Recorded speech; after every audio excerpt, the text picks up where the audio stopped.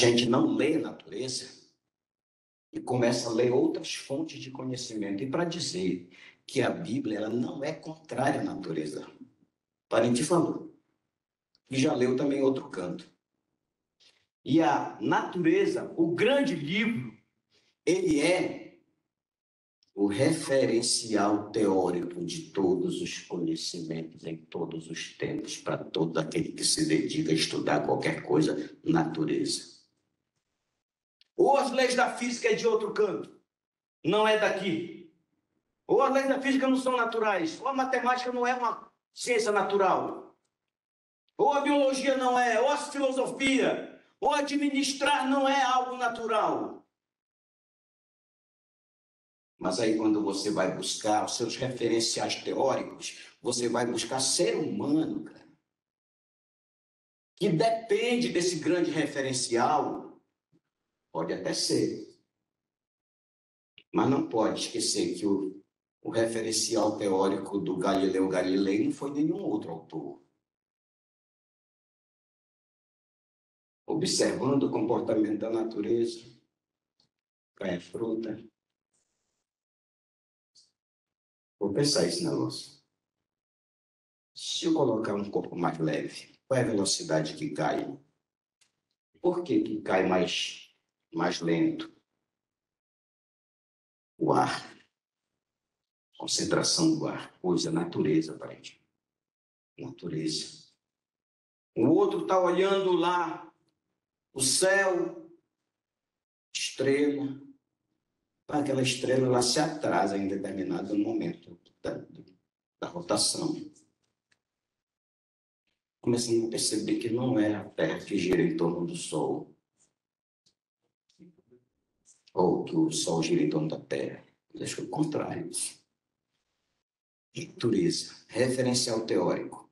Santos Dumont não é o autor do avião. Júlio César, paraense, que morou... Vem para cá, meu parente Guará. Senta aqui junto de nós. Tem uma cadeira aqui te esperando. Tá bom, hein? Pode vir. Pajaim Guará acabou de chegar. Júlio César, um morador de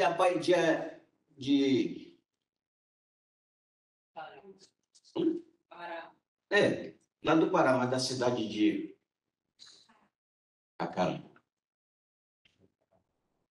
Foi ele estudando o Jacinto, né, o de Bétula, olhando o voo do urubu, olhando o voo de todos os pássaros, beija-flor, porque todos os corpos que voam têm um comportamento de asa, de se segurar no ar. Mas sem dinheiro, lá vem o Santos Dumont e banca. Compra o projeto do Júlio César, o paraense, que servia as Forças Armadas da Marinha, que morava lá no Acari.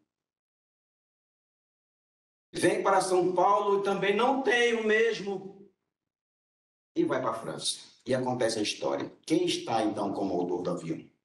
Santos Dumont. Júlio César está lá em Belém, só com uma avenida que direciona ao aeroporto. Só isso. Júlio César morreu na pobreza e tudo, mas Santos Dumont até que melhorou também um pouquinho, mas não melhorou muito não, que acabou levando farelo também. Terceiro fundamento nosso, espiritualidade, leis naturais. A fome é uma lei natural. Na hora que chegou o cumprimento da lei, tem que cumprir. Sede, abrigo, calor, frio, medo, insegurança, gravidade, sono, noite, luz, leis naturais. Tudo que mantém todas as outras sociedades em Pachamama serve também para mim, porque eu não sou um elemento da natureza, eu não sou uma parte da natureza, nós não somos defensores da natureza, pessoal, não entendam isso. Quem somos nós para defender a natureza? É ela que nos defende, é ela que nos ampara, que nos abriga, que nos alimenta, que nos acolhe. de onde sai toda a nossa estrutura para viver.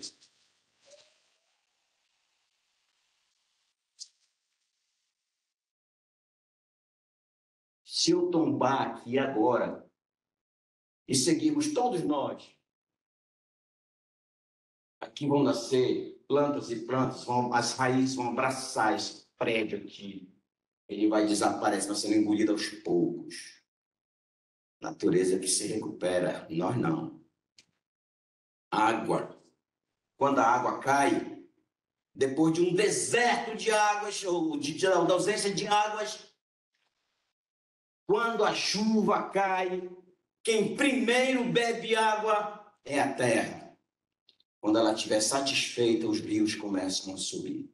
Quando os rios estiverem satisfeitos, os poços d'água começam a aumentar a sua água. O olho d'água nasce por todo canto.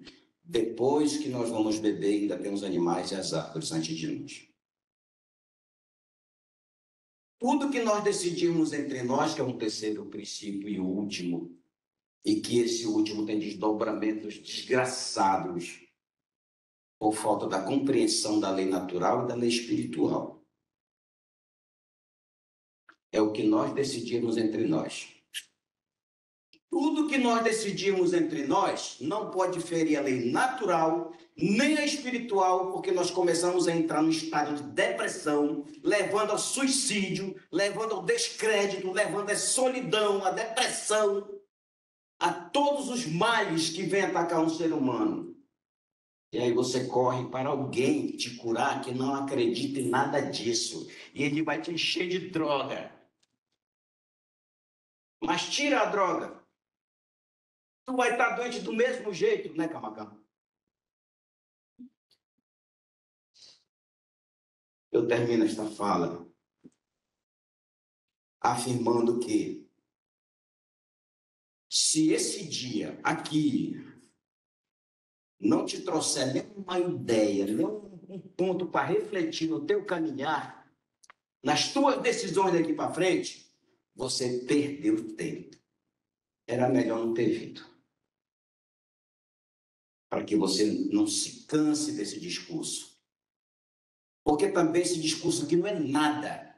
Tudo que nós falamos deve ser jogado fora se daqui você saindo naquelas portas, você chegar lá em casa e pegar o lixo e jogar em qualquer lugar. Porque a tua casa tem que estar limpa, mas a casa da natureza tem que estar suja. Por que esse egoísmo para ti? Tu achas que as tuas orações serão atendidas se você está ferindo a obra-prima da espiritualidade? As nossas decisões não podem ferir outras sociedades. Porque tu comes peixe e tu queres um peixe limpo e sadio, mas tu contaminas o rio onde o peixe se alimenta. E o peixe vai adoecer, tu vai pegar esse peixe, tu vai comer o peixe doente, porque você adoeceu. Queres respirar um ar puro? Então não polui o ar. Queres comer um alimento saudável? Te livra do agronegócio. Porque os venenos que matam o inseto, que ataque, que é praga, por causa de um erro de cultivo, a concentração de uma espécie só, de vegetal, ou de ervas, ou de arbusto, traz essa concentração de insetos. E aí vai lá e coloca o veneno. O veneno mata a praga. O veneno mata a praga. Por que só mata a praga e você não morre? Com o mesmo veneno. Ah, não, mas o ar já tirou. Não, o ar não tirou. Se ele tirou da plantinha, foi pro chão. Se foi pro chão, um dia chega no lençol freático, que vai ser a tua água. Se foi pro ar, vai chegar no teu nariz. E aí tu não tem escapatória. Ou tu morre pela água contaminada com o tempo, é com o tempo. Porque a concentração de veneno que foi jogado lá na praga mata na hora. Mas aí tu vai, em algum momento, tu vai absorver esse veneno. E aí uma célula tua morre, tu não percebe. Não percebe. Aquela célula morta mata a outra, e a outra, E a outra? Lá um dia tu começa a sentir uma dorzinha insignificante. Como o SUS também não atende as demandas, tu fica com medo da fila do SUS e adoece mais. Aí tu vai para um outro lugar. E as coisas vão se complicando. A célula matando célula. Já está grande, já está 3 centímetros, 2 centímetros, 0,3 centímetros, que já é o suficiente para dar um sinalzinho. E aí tu vai tratar, não tem tratamento. Aí tu vai para química, que é outra situação. Então, parentes, a gente está dando tiro no pé o tempo todo. Nosso convite é para que isto aqui também não vá para o lixão da tua vida. Não caia no lixo espiritual, não caia no lixo científico, tecnológico, um lixo ideológico, um lixo político. Vamos nos livrar do lixo, mas não jogar na natureza. Vamos prevenir não produzir lixo. Isto também é luta. Oxi.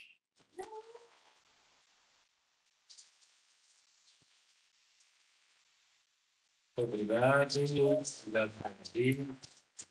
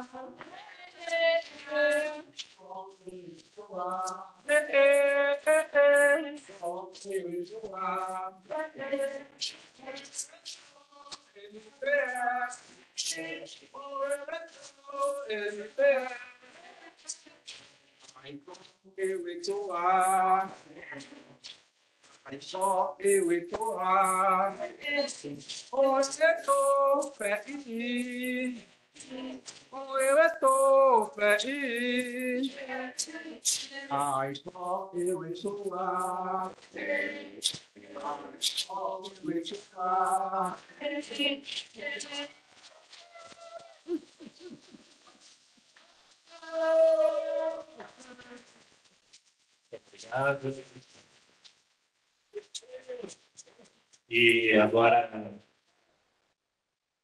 gratidão para Ari, pelos ensinamentos partilhados. E a gente passa então a palavra para a professora Thaisa também, que vai complementar esse nosso painel, trazendo ainda essa perspectiva da espiritualidade, professora que está vinculada à ciência das religiões da Universidade do Estado do Pará. Seja muito bem-vinda. Muito obrigado. Muito obrigada. Eu gostaria de iniciar esta breve fala dizendo ao Luiz, né, que ele me colocou numa situação extremamente difícil, né? Falar depois da aula ministrada pelo irmão Guararri é realmente um desafio. E então eu gostaria de saudar a todos os presentes, né, em nome do irmão Guararri, as comunidades, aos povos originários, aos representantes dos povos originários, às comunidades negras, remanescentes de quilombo, aos povos de terreiro, que também se configuram como quilombos urbanos, e dizer que eu vou falar a partir de um dano que talvez seja um dos danos mais dolorosos, né, que a depredação do meio ambiente, que a destruição do meio ambiente produz para as comunidades tradicionais, sejam elas dos povos originários, sejam elas dos povos negros, né? E que é a cosmopercepção, né? E aí eu peço permissão para utilizar esse conceito em vez do conceito de cosmovisão, por dois motivos. Um motivo que é a desconstrução de um epistemicídio que os povos negros e indígenas têm sofrido ao longo desses 523 anos, né? A gente, quando pensa em filosofia, a gente pensa apenas da perspectiva ocidental. Eu mesma agora estou coordenadora, apesar de ser professora do curso de Ciências da Religião, estou coordenando o curso de Filosofia na Universidade do Estado do Pará. E uma das grandes dificuldades que eu tenho enfrentado é a mudança do projeto político-pedagógico, né, com a inclusão das filosofias dos povos originários, da filosofia africana e da filosofia dos povos orientais. Porque, por incrível que pareça, né, por mais que a gente esteja diante desse debate sobre decolonialidade, no campo da filosofia isso ainda é um pouco difícil. Por isso eu estou preferindo o termo, né, cosmopercepção, que foi, na verdade, criado por uma nigeriana, uma socióloga nigeriana chamada Oyeronke, que pensa a concepção de mundo dos povos africanos para além da visão, né? E para além do palpável. É uma visão de mundo que não está apenas pautada naquilo que é visto, mas transcende para os outros sentidos e transcende para aquilo que está além dos sentidos. E aí, o meu lugar de fala, eu queria apontar, é um lugar de ambiguidade, porque, como o Luiz ponderou, apesar de eu ser professora da Universidade do Estado do Pará, eu costumo dizer que eu estou numa liminaridade entre este saber, que é o conhecimento acadêmico, e o saber das comunidades de terreiro, né? Eu sou iniciada numa religião de matriz africana que é pouco conhecida aqui no eixo sul-sudeste, que é o tambor de Mina. É uma religião que tem origem, né, com os povos daomeanos. O Daomé era um reino, o reino do Daomé existiu até o século XVIII na costa ocidental da África, mais especificamente onde hoje fica o Benin. E esses povos que vieram de lá, né, trouxeram para o Brasil deuses, que a gente chama de deuses jejes, né, e que se reconfiguraram aqui em matrizes religiosas que deram origem tanto ao candomblé jeje, cuja origem é Salvador, quanto ao tambor de Mina, que nasce no antigo estado do Maranhão e Grão-Pará, depois Grão-Pará e Maranhão. E eu quero destacar que quem funda o primeiro terreiro de Mina, no estado do Maranhão, foi uma negra, né, que na verdade pertencia a uma família real, que é Nagotiné, era mãe de Reguezô. Quando o reino do Daomé foi ocupado pelo reino de Oió, ela foi vendida como escravizada e veio parar no Maranhão, onde fundou um dos terreiros mais tradicionais do tambor de Mina, que é a Casa das Minas, também conhecida como Terebetã de Zomadono. Então, na verdade, é a partir desse lugar de fala que eu estou falando, né, das religiões afrodiaspóricas. E eu gostaria de iniciar falando que essas religiões elas se relacionam com a natureza de uma forma diferenciada. Primeiro, que elas, e aí eu estou me estendendo às demais matrizes religiosas, não só o tambor de Mina, essas religiões elas não são religiões que a gente chama de salvacionistas, né? Ninguém que está dentro de um terreiro pretende galgar a salvação ou fica esperando por um salvador, né? São religiões que a gente costuma dizer de integração, elas não são de salvação, elas são de integração, e essa integração se dá num tripé, que é homem, divindade e natureza, né? Até porque não existe diferenciação entre a natureza e o divino. Essa natureza, ela é vista como completamente sagrada, né? Então existe uma relação de divinização da natureza, né? Os deuses africanos, e aqui eu me refiro especificamente aos deuses que são cultuados no tambor de Mina, que são chamados voduns, e os orixás, eles são ora pensados como ancestrais divinizados e ora pensados como energias advindas dos fenômenos da natureza. Então, conforme tudo que já foi dito aqui, essa natureza não é pensada de uma forma objetificada, né? Mas sim como viva, como sagrada, né? Como espaço de sacralidade. A relação estabelecida entre o homem e a natureza não é hierarquizada. Isso vale para povos afrodiaspóricos e vale também para as comunidades indígenas, né? O homem se relaciona com a natureza a partir de uma perspectiva da horizontalidade. E isso, por exemplo, na Amazônia, entre os povos amazônidas, é muito comum quando a gente vê, por exemplo, doenças não naturais, como, por exemplo, as flechadas de bicho, né? Então, o homem ele pode usufruir da natureza para o seu sustento, para a construção da sua casa, para a construção das suas embarcações, para garantir a alimentação, mas se porventura ele excede nesse processo de usufruto da natureza, ele vai ser punido por essa natureza. Então, existe uma relação de paridade entre o homem e a natureza. Então, a gente ouve muito na Amazônia, né? Se eu depredar um igarapé, esse igarapé tem dono.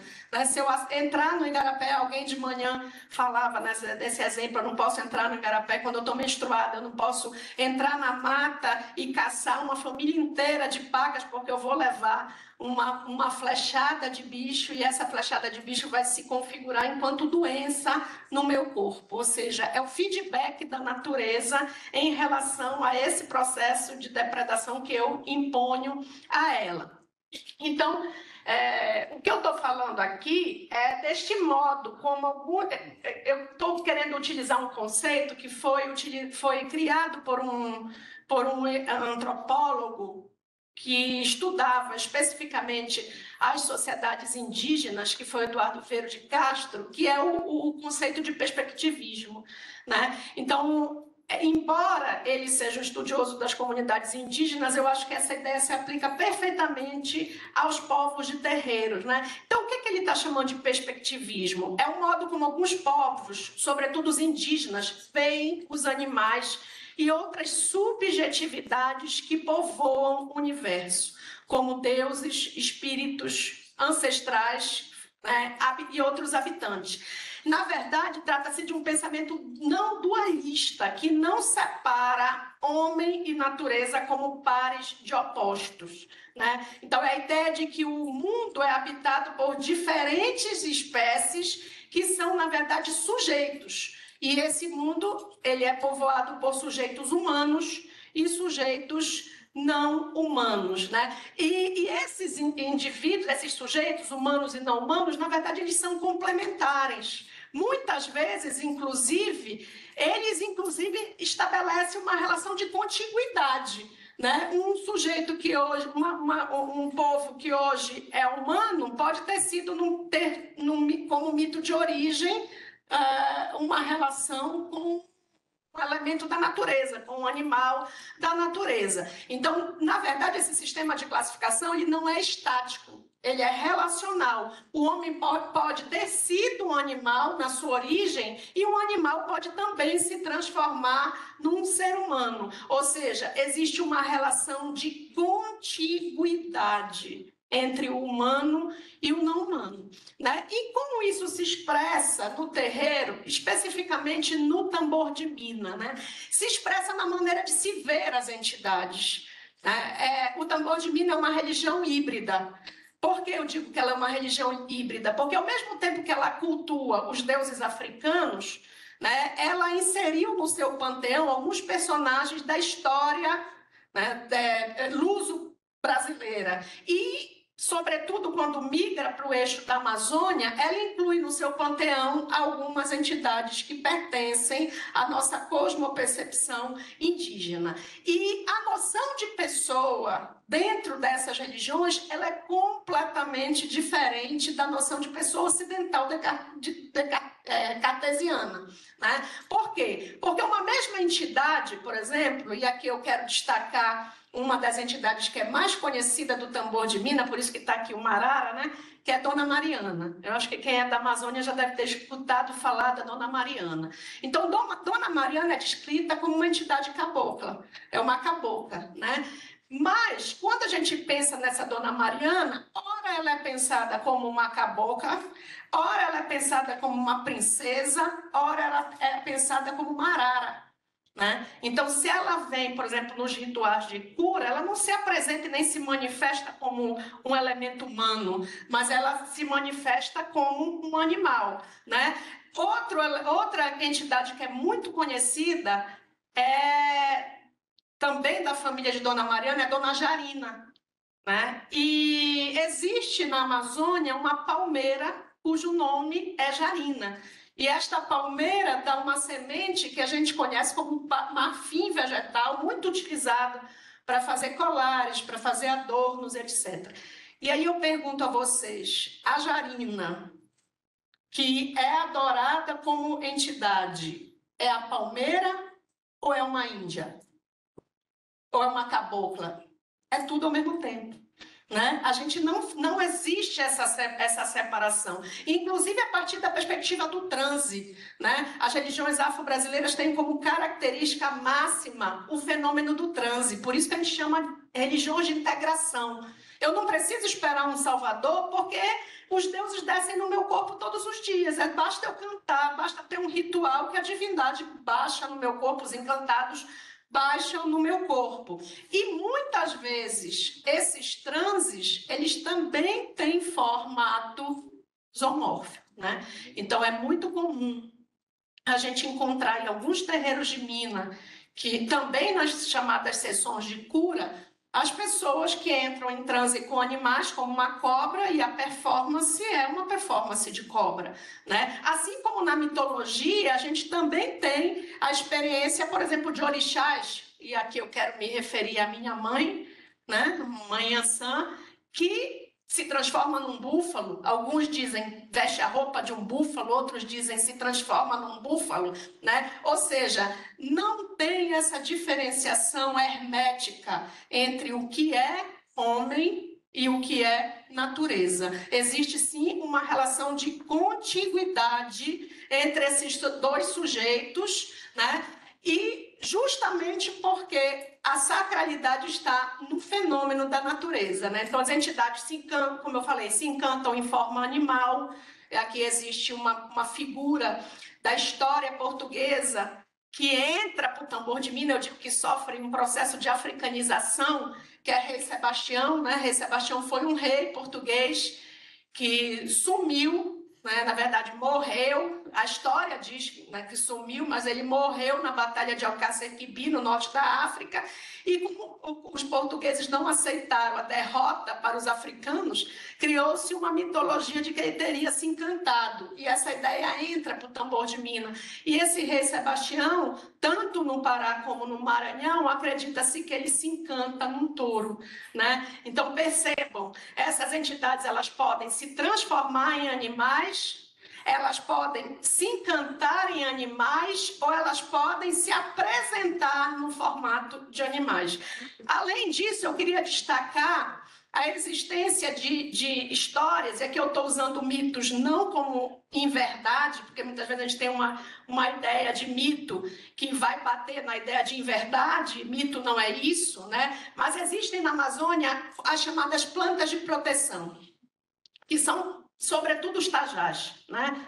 O tajá Rio Negro, o tajá Rio Branco. Acredita-se que esses tajás, quando curados, né, passados por um determinado ritual, eles podem proteger as residências se transformando em homens. Então, no meio da madrugada, se alguém tenta invadir a tua residência, esse tajá se transforma em homem e expulsa, né, o larápio, o assaltante. Então, percebam que outro elemento de importância da natureza é o que a gente chama de assentamentos.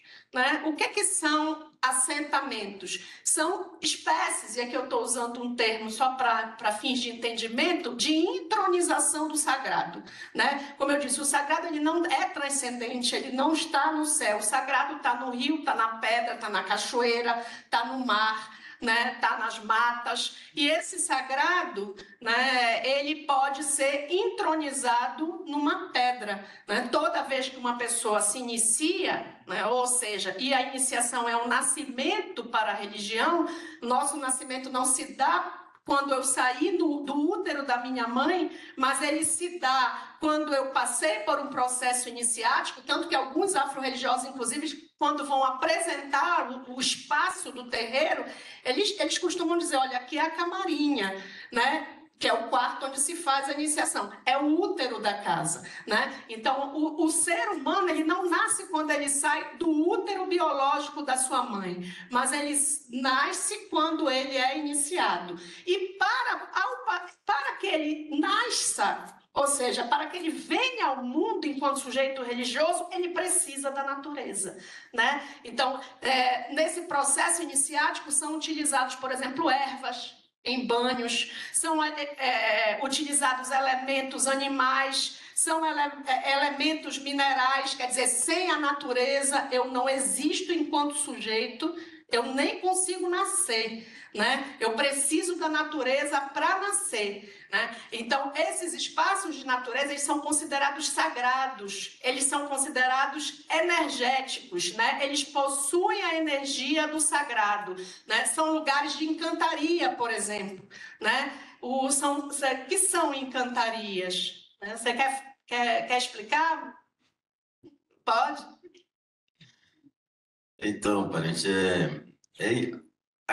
o termo encantaria, sabe, a gente até que veio passar a usar nesses últimos tempos, né, que a gente ouviu aí, como o pessoal falando aí. A gente fala os encantados mesmo.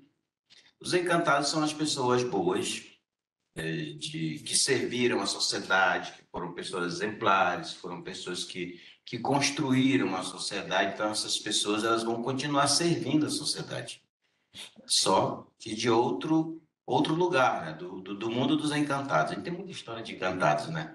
E nós temos ali o Pajé Engorá, que é um pajé, né? E ele fala muito disso. Mas basicamente é isso, são pessoas boas que foram encantadas, né? Que não morreram, né? Passaram dessa vida aqui e estão servindo a gente lá do outro lado, nos conduzindo, nos orientando, acompanhando, aconselhando, visitando, confortando, continuam participando da nossa sociedade. Obrigada. E essas pessoas encantadas, elas vivem em cidades, né? Cidades que estão nos fundos dos rios, estão no centro das matas. Então, percebam que destruir esses espaços significa destruir o próprio sagrado afro-indígena, né? Significa destruir, por exemplo, a morada dos ancestrais, né? Então, o que a gente pode dizer é que a ação de depredação da natureza, de destruição da natureza, ela também pode se configurar no que a gente chama de racismo religioso, né? E aí, percebam que esse termo é um termo utilizado mais recentemente, porque historicamente a gente costumava utilizar o termo intolerância religiosa, né? Até que o movimento negro organizado nos mostrou que efetivamente o que a gente chamava de intolerância religiosa é um braço do racismo. E por que um braço do racismo? Porque o terreiro ele não é só um espaço religioso. Essa diferenciação, esse mundo compartimentarizado do Ocidente, ele não é afro-indígena, né? Os terreiros, e aí eu tenho escrito um pouco sobre isso, eles são sociedades de corte, eles são espaços políticos, né? Esses negros e urbanos, daomeanos, angolanos, antes de virem para o Brasil, eles viviam em sociedade de realeza. Se a gente vai estudar a história da África pré-colonial, né? Na verdade, quando a gente pensa em África na atualidade, a gente pensa num espaço de pobreza, de miséria, né? Se isso existe, que é preconceito, é fruto do colonialismo. Porque a África pré-colonial era uma África que estabelecia com a Europa relações de diplomacia, né? Só que a história não nos conta isso, né? Quando a história diz, olha, por que os portugueses foram os pioneiros no processo das grandes navegações? Aí dizem para a gente o seguinte, por conta da Guerra da Reconquista. Mas ninguém diz para a gente que a Guerra da Reconquista foi um processo de expulsão dos africanos da Península Ibérica por mais de 800 anos. Né? Ou quando dizem, por que eles precisaram dar volta na África para chegar às Índias? Porque o mar Mediterrâneo estava fechado. E estava fechado por quem? Né? Estava fechado por quem? Estava fechado pelos africanos, só que a nossa história omite, né? A história de realeza diplomática da África pré-colonial. Então, quando eu incido contra um terreiro, eu não estou apenas incidindo contra um espaço religioso, né? Eu estou incidindo contra um espaço de poder negro, contra um espaço de teologia negra, contra um espaço de construção da medicina negra, contra um espaço da construção da filosofia negra, porque o terreiro produz ética, o terreiro produz moral, o terreiro produz epistemologia. Mas esses povos, historicamente, sofreram o que a gente chama de epistemicídio, né? E, sobretudo, gente, o terreiro é um espaço de memória.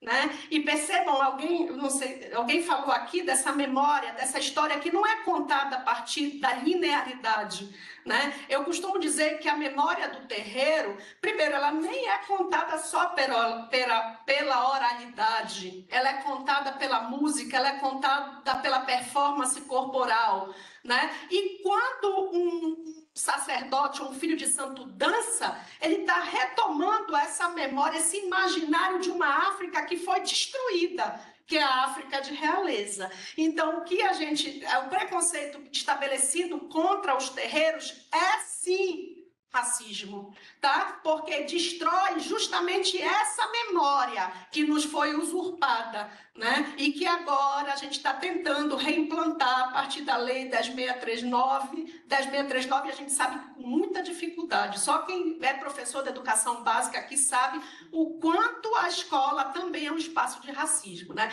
Então, quando eu estabeleço o preconceito contra as religiões negras, eu estou estabelecendo preconceito contra a sua cosmopercepção de mundo, contra a sua noção de pessoa, que não é uma noção de pessoa pautada na individualidade, na unidade, né? E quantos dos nossos antepassados foram encerrados nos hospícios porque ninguém entendia que ora eu posso ser Thaísa, ora eu posso ser Xangô, ora eu posso ser Yansan, ora eu posso ser Tranca-Rua, ora eu posso... Né? E o Ocidente não entendia a nossa cosmopercepção. E por não entender a nossa cosmopercepção, enjaulou os nossos antepassados em hospícios, né? Então, a religião africana sofre duplo preconceito. Por que duplo preconceito? Por ser religião de negros, né? E por ser uma religiões não cristãs, não salvacionistas, tá, gente? E aí, só para fechar, para não me estender muito, eu quero dizer que muitas vezes esse racismo religioso, ele se veste de racismo ambiental, que aí talvez seja o link com essa mesa, né? A gente sabe, gente, que toda a depredação que a natureza sofre, ela não é sentida pelos grupos sociais de maneira equânime, né? A gente sabe que os nossos grupos étnicos, que historicamente foram subalternizados, eles estão mais à mercê do ônus da destruição da natureza.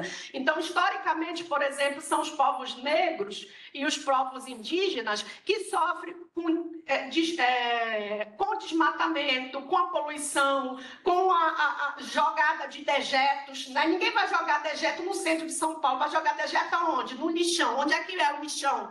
Né? São nos bairros pobres, historicamente habitados pelas comunidades não brancas. Né? Então, quando a gente fala em racismo ambiental, a gente está falando justamente dessa sujeição desigual aos danos provocados ao meio ambiente. E como é que as sociedades de terreiro, os povos de terreiro sofrem com isso? Primeiro, com a destruição dos rios e das florestas. Quando um rio é poluído e quando uma floresta é destruída, na verdade é o sagrado afrodescendente que morre, né? A cidade, a urbanização do espaço urbano significa um processo de desencantamento do mundo, né? E quanto mais essa destruição se dá, mais os povos africanos vão sair em busca da natureza, porque a natureza é templo. O templo não se encerra no espaço de um terreiro. O templo transcende as paredes de um terreiro e vai bater nos rios, nas florestas, nas pedreiras, né? A proibição de depósito de oferenda, de colocar oferendas nos espaços públicos, né? Um cristão, sobretudo os pentecostais, né, que agora a gente vê o crescimento do neopentecostalismo da década de 70 para cá, eles ocupam as esquinas, eles fazem, né, seus cultos, eles colocam caixas de som, mas quantos dos nossos afro-religiosos já não foram vítimas, né, de parada, de batida policial por conta dos toques dos seus tambores, né? Então, a proibição de colocar oferendas em espaços públicos como os rios, esquinas, cemitérios, né, é uma ação de racismo ambiental, né? Aí vocês poderiam me dizer, Thaísa, mas eles estão colocando lixo na cidade. O que é lixo? O que eu chamo de lixo? E aqui eu quero terminar minha fala fazendo referência a um TCC que eu orientei alguns anos atrás, de uma aluna lá da Universidade do Estado do Pará, é a Fabiane Malato, e ela fez um estudo comparativo entre o Círio de Nossa Senhora de Nazaré, né, que é a maior festa cristã, procissão cristã acho que do mundo, né, que joga na rua toneladas de garrafas plásticas e de lixo, e o Festival de Iemanjá, que acontece em Outeiro, né? E ela fez esse estudo, sabe com quem? Com os catadores de lixo. O que eu acho interessante é o que a gente chama de lixo. E os próprios catadores de lixo dizem que eles são abençoados por Nossa Senhora por ir catar o lixo sagrado que é depositado nas ruas de Belém durante o Círio, que acontece agora no segundo domingo de outubro, né? Mas eles sequer frequentam a praia de Outeiro para ir catar aquilo que é posto na areia. Então, aquilo que é posto na areia pelas comunidades afro-religiosas é chamada de lixo. Tá? E as toneladas de garrafa plástica que são jogadas na rua são pensadas como sagrados, né? Qual é o nome disso? Racismo ambiental. E aqui eu encerro a minha fala agradecendo a atenção de todas, de todos e de todos, tá? E agradecendo a oportunidade de participar desse belíssimo encontro que foi excelente. Muito obrigado, doutora Thaísa. A gente está bem se estourar no horário. Logo temos a mesa de encerramento aqui, mas eu não posso deixar de abrir pelo menos para 3 perguntas ou comentários. de quem queira se inscrever, pode levantar a mão. Aqui a gente tem os parentes. Vou pedir que sejamos sucintos nas colocações, tá? Nas respostas também, as duas companheiras de mesa aqui. Quem mais, gente? Pode ir levantando a mão aí, que o pessoal aqui também. Gabriela. A Gabriela, o Vinícius. Primeiro eles aqui, por favor. Saudações ancestrais e espirituais, eu me chamo Mampurão Aracito Pinambá. Meu território ancestral é da terra de Mosqueiro, né? Lá em Mairi, Belém. E muito foi se falado sobre os territórios indígenas, sobre os territórios quilombolas, na Amazônia. Mas na Amazônia não é só mato. Na Amazônia também tem as cidades, tem as periferias. Na Amazônia tem as baixadas. Eu nasci na Baixada Terra Nossa, que há muito tempo foi conhecida como Buraco Fundo. Ali eram jogados os corpos das pessoas mortas, inclusive pela ditadura. E muito foi se falado também sobre o que os povos indígenas querem, né? E poucos chegou projetos de próprios indígenas aqui. Então todo esse processo que foi falado aqui a semana toda foi apresentando vários problemas, mas a gente já se parou para pensar quais são esses problemas que realmente fazem esses problemas acontecerem. O que realmente adoece os povos indígenas, por que acontecem as enchentes, por que está aumentando a temperatura, é tudo culpa de um sistema capitalista que faz a mineração chegar nos nossos territórios, que fazem as nossas casas inundarem dentro das periferias, que faz os corpos das mulheres trans e travestis serem mortas nas favelas, que fazem elas serem queimadas vivas. Recentemente, a fé chegou no território e matou 2 ancestrais, 2 rezadores, em nome da fé. E recentemente, em Mairi também, no Pará, aconteceu a morte de uma grande líder quilombola, Mãe Bernadette, também em nome da fé, em nome da mineração, em nome do capitalismo. O capitalismo tem consumido assim tudo que é nosso, o nosso tempo, a nossa vida, a Amazônia. E até quando a gente vai aqui se perguntar, fazer várias propostas, se a gente não vai combater o capitalismo? Porque o que eu estou vendo aqui é que somos populações, somos da classe trabalhadora. A gente não detém do poder de mudar, porque o poder de mudar está lá no Senado. E quando a gente vai chegar lá? Quando a gente vai articular a população trabalhadora, a classe operária, né, que é o que sustenta o país, os povos indígenas, os povos quilombolas, para realmente chegarem lá, para mudarem, porque essas situações precárias de desumanização só vai mudar quando tiver uma revolta popular. E a gente sentando aqui, dialogando, porque eu e meus parentes que estamos aqui, vamos ser bem francos, a gente sabe, a gente está fazendo todos os rezos que não aconteça só nossas palavras serem jogadas no ar. Porque a gente já está cansado disso, a gente já está cansado de chegar nos nossos territórios. O próprio cacique que está aqui, o Edísio, é ameaçado de morte.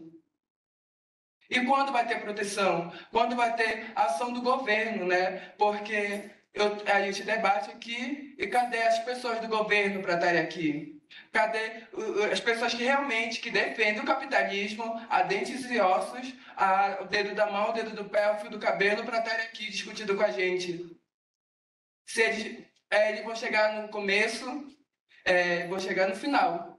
E para estarem no debate com a gente? Cadê a população periférica, a população que todo dia vem sendo empobrecida? Cadê elas para chegarem nesses espaços de debate, que realmente é muito importante para a classe, vou dizer, da nossa juventude?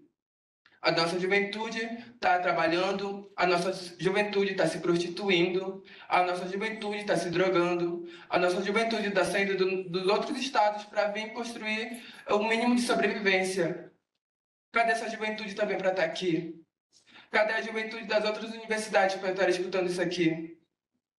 E ontem eu escutei a fala de uma mulher preta que teve uma fala muito potente, que ela disse que vocês mulheres, porque ela, dependendo do contexto, ela não é mulher. Então eu digo vocês pessoas, porque dependendo do contexto, a gente não é pessoas, a gente somos restos. A gente é selvagem, a gente não sabe falar, a gente não sabe escrever, a gente é burro, a gente não é intelectual. cadê a margem da sociedade que realmente quer para estar aqui ouvindo todo esse debate? Então, como o parente Quaraí fala, que todo parente que entra na luta indígena entra na mira da bala. Então, a gente está cansado de ser o alvo da mira da bala, da mira da violência, que todo dia recorre no nosso território, e não é só aldeia e quilombo, é na cidade também. Então, que os nossos ancestrais possam nos proteger, porque a vida não é fácil, a vida é muito dura, a vida é muito cruel. E eu queria dizer aqui a toda a juventude, né, preta, indígena que está aqui, não se render, né, não se vender, ousar lutar e ousar vencer.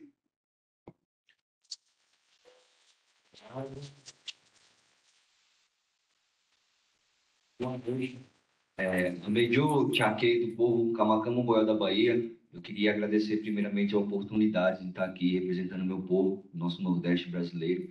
Agradecer a fala do nosso parentíssimo aí, hoje de manhã a gente conversou bastante, e eu vou falar um pouquinho, rapidamente, sobre essa questão do que eu penso na minha cosmovisão da religiosidade perante a nossa cultura. A palavra que muitos utilizam na cidade sobre a questão de oração, o que é oração? A oração em si, pelo que a gente é ensinado, ela não é somente pedir, senão a gente vira um pedinte, né? A criação a Deus. É sim você ter ação, primeiramente, porque a oração ela é importante. A todo momento, a gente, com nossos materiais, com nossos adereços sagrados, a gente está em oração. Nossas cafunas, nossos torés, a gente está orando. Mas só que não adianta nada só orar e não ter firmeza na luta, não ter fé no dia a dia. Porque o maior trabalho espiritual, como eu falei para a parente hoje, é o dia a dia. É a gente, o mínimo, todos nós, estar presente. O que é estar presente na vida? É a gente saber que nosso corpo, que nem o parente falou, existem células. E que essas células, elas conversam com a gente no momento. E que isso, nenhuma ciência vai explicar. Nunca. Porque faz parte da natureza. E a ciência, ela é ancestral. Quando vocês da cidade, vamos dizer assim, parar para estar presente, saber que o pássaro, ele não tem preguiça para acordar às 5 horas da manhã e cantar, fazer a função dele. Ali é presença. Isso é estar em conexão com Deus. Kitchaurá. Kitchaurá para a gente é Deus. Estar presente é você estar em conexão com Deus. Do que adianta ir em templos, igrejas religiosas e o dia a dia não ser condizente com aquilo que é pregado? Isso para a gente fere muito. Por quê? Porque tudo para a gente é a natureza sagrada. A gente precisa da natureza para viver. As roupas que vocês estão utilizando hoje vêm da natureza. A comida vem da natureza. A água, o ar, tudo vem da natureza. E se a gente, que é seres humanos, agora independente de classe, não cuidar disso, como que vai ficar a gente? A gente conta com a força de cada um de vocês. Porque aqui todos nós somos irmãos, feitos de carne e osso. Isso é você estar presente com Deus, com Kitchaurá. Porque é Ele que nos dá a força. Então, hoje, uma das maiores guerras que existe, há muito tempo atrás, é a guerra religiosa. Como o parente falou aqui, recentemente, foi matado 2 ancestrais nossos, que ancestralizou, de uma forma muito brutal, queimados vivos, anciões. Coisa que, se cai um avião, um artista famoso é passado em mídia. Mas quando é a gente, povos indígenas, são simplesmente descartados. É só mais um índio que morreu, é um a menos. Por quê? Porque a terra indígena é improdutiva. O índio é preguiçoso, ele não trabalha. Muitos passaram aqui, ó, alunos da faculdade, olhando e caçoando a gente. Vocês estão fantasiados de índio? Isso pra gente é uma ofensa. Mas como eu falei para a guerreira que está ali, para o parente, a gente lhe trata com amor. Sabe por quê? Porque isso é a presença que Deus dá pra gente. Essa é a espiritualidade. E é isso que sustenta a nossa terra. Então, a intolerância, o racismo religioso, ele já começa muito antes. Uma vez eu conversei com um sábio, que é rabino, hebreu, ele falou para mim assim, ó, meu caro, enquanto o ser humano não estiver presente, que na palavra lá ele diz meditação, que muitos aí sabem, ele nem encarnado, que nem a guerreira falou ali, ele nem encarnado está ainda. Sabe que é encarnado, acoplado no seu corpo? A cidade, ela vive roboticamente todo dia. Todo dia é um automático. Vocês não têm tempo para pensar. é sempre uma cobrança. E aí vocês me falam que a gente, nosso jeito na aldeia é errado de se viver. Eu escuto muitas pessoas que vão na cidade, a gente precisa da ajuda de vocês. Porém, vocês entender também que, tipo assim, trabalha para conquistar dinheiro e depois você vai pegar o dinheiro para pagar a sua saúde. E os povos indígenas que têm a cura na natureza porque respeita, porque preserva, são os errados, são os preguiçosos. O que eu estou falando aqui, eu espero do fundo do meu coração que vocês coloquem amor em minhas palavras, a cada um que está aqui. Porque eu falo com o meu coração, eu falo com minha alma, representando meu povo, minha etnia, Camacama Goió. Ser indígena é muito mais além de um estereotipo. Ser indígena é simplesmente ser. Olha para a árvore. É um ser vivo.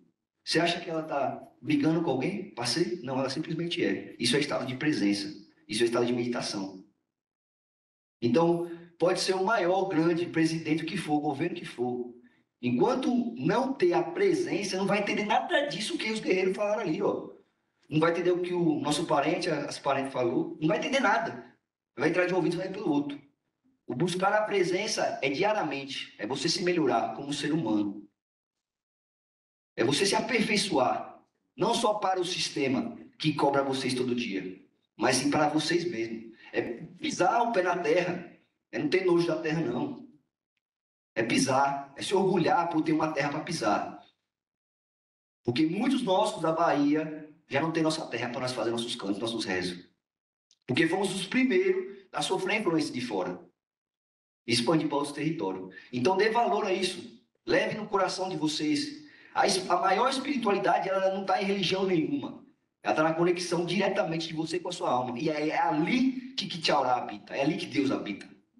É no vazio. É no vazio. O vazio do silêncio. Vocês já conseguiram silenciar a mente de vocês alguma vez? Parar a mente que fica todo o tempo. Barulho. Se retire, vá até uma aldeia, peça licença para uma árvore, bote o pé na terra, se conecte de verdade. Você vai ver o poder que isso tem de cura. E vocês não vão precisar dessas químicas que vendem aí, não. Porque essas químicas, como eu estava dizendo para o parente, só remedia. Ela não cura, ela alivia o sintoma. Enquanto isso, aliviando o sintoma, vocês estão escondendo a raiz do problema, que é a doença, que é na mente. Toda doença, antes de chegar no nosso corpo físico, ela começa primeiramente na nossa parte espiritual. Na nossa falta de conexão. E o que é a religião? Se vocês forem estudar, alguns devem saber o que é a religião. No grego, é religar-se. Religar-se a quê? A Deus, ao divino. Não é só você chegar na igreja pregar ou em cultos pregar para diversas divindades, mas você se conectar verdadeiramente. Então, deixa essa fala minha aqui, representando meu povo e todos os parentes que estão aqui, com muito amor no coração, a todos vocês também. Muito obrigado, Ricky Wató. Obrigado. A gente está avançado no horário. Acho que encerrando aqui, então, esses comentários, essa mesa, a gente já está passado do horário da mesa de encerramento. Peço desculpas àqueles que queriam ainda comentar alguma coisa, podem seguir aqui, comentando com as pessoas da nossa mesa. Foi uma linda mesa para falar sobre diversas perspectivas sobre a natureza. Queria agradecer demais a Isabelle, a professora Thais, o Taraí, o Felício, pela disponibilidade de estarem com a gente aqui fazendo essa troca de saberes nessa tarde. E daqui a gente vai para a mesa de encerramento da CME com muita alegria, voltando essa última mesa, esse último debate, esse último painel, chegando no ponto fundamental, que é a proposta daqui da Semana de Estudos Amazônicos, como eles estão falando, que é de reconstruir, repactuar a relação do ser humano com a natureza. Então, agradeço aí, a gente desfaz essa mesa agora para ir para a mesa de encerramento. Muito obrigado.